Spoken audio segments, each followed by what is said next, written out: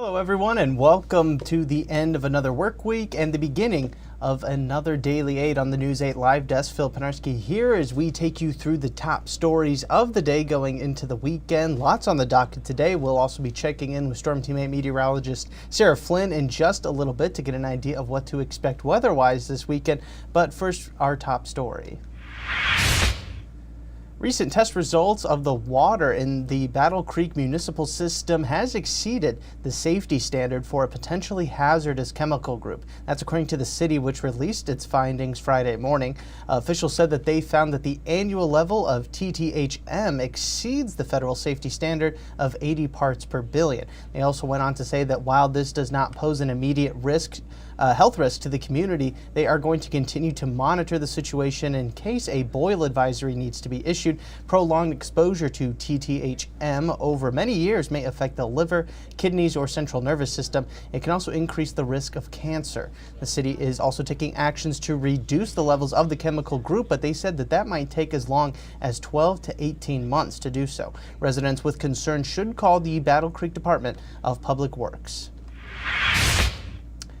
And it was a big day in the city of Grand Rapids yesterday as Next Step of West Michigan, a local nonprofit, celebrated the placement of the last wall in the first tiny home that will be part of a much larger project. Next Step, a subsidiary of Mel Trotter Ministries, is looking to break the cycle of poverty and homelessness in the area with Hope Village, a community of tiny homes. The plan is for 16 tiny homes to go up on Garden Street Southeast, the first 10 of which are expected to be completed by this summer. Each home will range from 400 to 500 square feet and will come fully furnished with in-unit washers and dryers and bathrooms. Residents will still pay rent for those units, but part of it will be saved for them to use when they do decide to move out of Hope Village. Sticking in Grand Rapids now, newly elected Mayor David LeGrand delivered his first State of the City address last night. We were there for it as it took place at a packed room on Hall Street just before 6 p.m. The newly elected LeGrand focused on a few major topics such as housing, policing, and neighborhood redesign.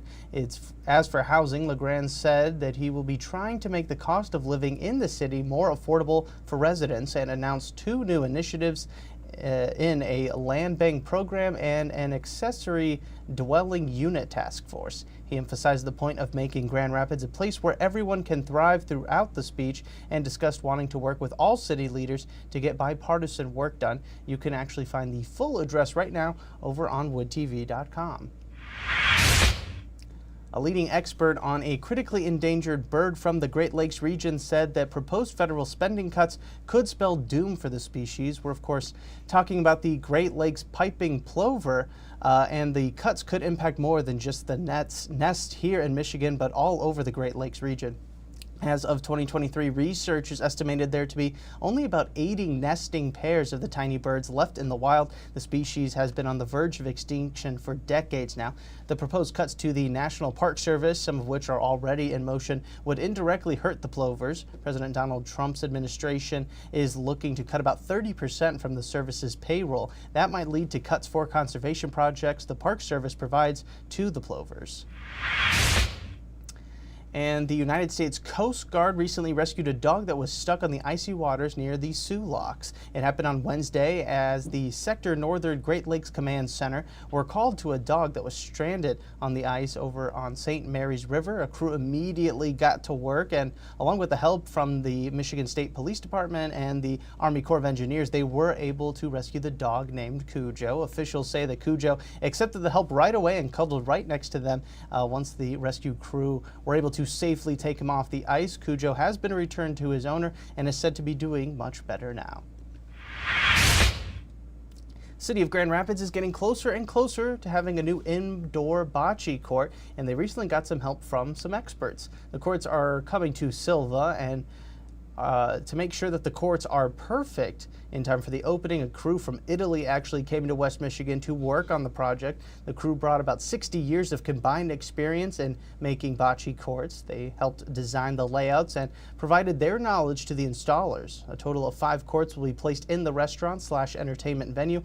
Silva is open now and serving food and drinks, and the plan is for the courts to be open on April 7th for people to take part in. Now let's get you a look at your forecast for today as as we head into the weekend, here is Storm Teammate meteorologist Sarah Flynn. A touch breezy on this Friday. A wind advisory in effect for Lakeshore County, stretching from Allegan to the north until 6 o'clock tonight. Most of us will see sustained winds at about 10 to 20 miles per hour, but those wind gusts will differ just a bit. At the Lakeshore, upwards of about 35 to 40 miles per hour, inland towards that 30-mile-per-hour mark. Our futurecast is initially quiet, just a little bit of cloud cover working to stream in the late afternoon. That's ahead of a chance for some rain that will develop tonight in batches, not necessarily a washout. And as temperatures cool into our Saturday morning and those winds turn, we could see a couple snowflakes in the mix, but still not expecting any accumulation.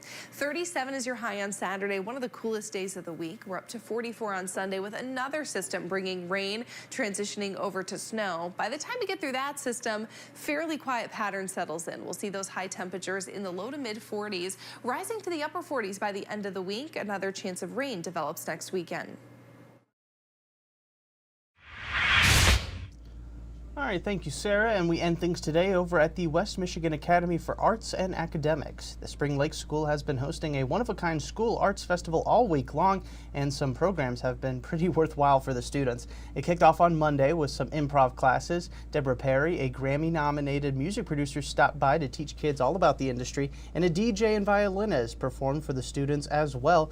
Grand Valley State University elite dance team is there today to show up some of their moves. The idea behind the week-long event is to give students an idea of the professions that are out there and give them something fun and educational to take part in right before spring break.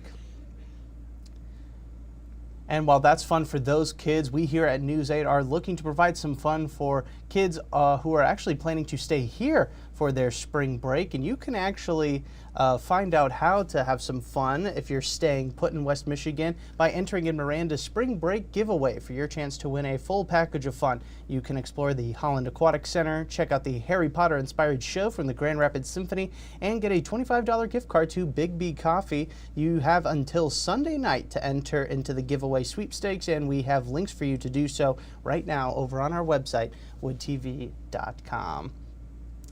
And that's going to do it for us today on the Daily 8. As a reminder, we will, of course, be back again on Monday, but you can also check us out a little bit earlier.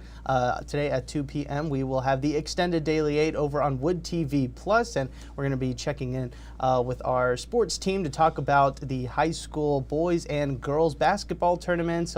Pretty appropriate given that we are in the middle of March Madness today, so hopefully you tune in for that. I do want to thank everybody so much for tuning into this latest edition of the News 8 Live Desk. I'm Phil Penarski, and we hope you have a great rest of your day and an even better weekend.